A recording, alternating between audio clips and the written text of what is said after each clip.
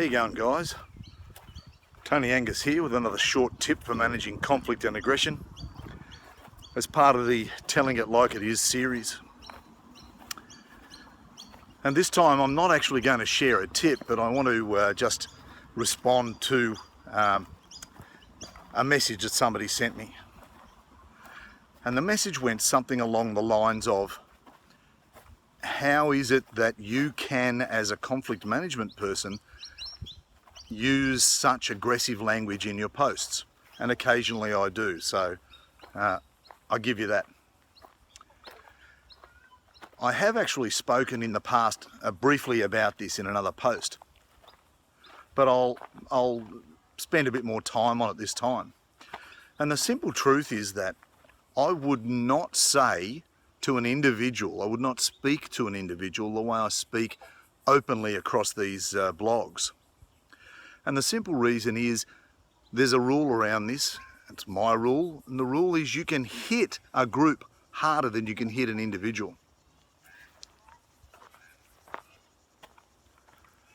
And so if you've got something that you want to say to a group, let's relate this to a sport. So imagine if I'm your football coach, doesn't matter what code, but let's say I'm your coach at football, and you haven't really performed very well as a team for the first quarter, and I need you to lift your game. So what I can be is I can be at that time reasonably hard hitting. I can say things to you like, come on, they were all over us that quarter. They showed far more aggression and determination for the ball, and you guys were left behind, and it's not good enough. We've been training all year for this, and you're letting yourselves down. Things like that. However, if I was to take you aside at quarter time and have a chat about your own personal performance, I wouldn't use that language. I'd be far more inclined to use encouraging language. You did reasonably well, I think you can do better.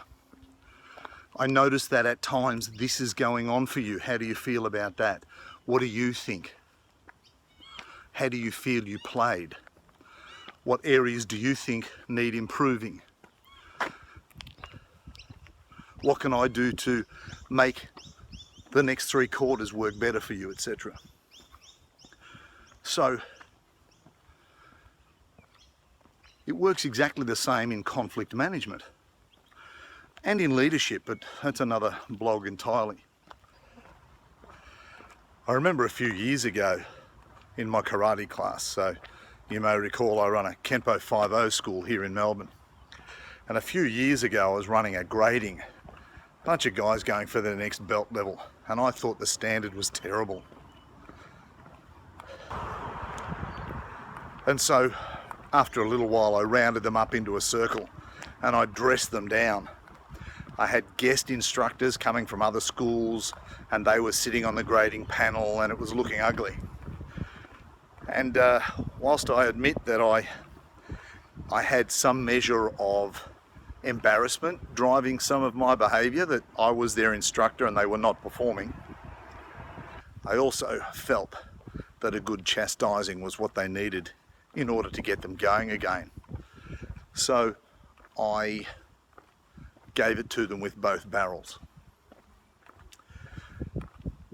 Now, a little way further in the test, and I had to take a couple of them aside and speak individually, but I didn't give them a barreling because that would have diminished their ability for the rest of the test.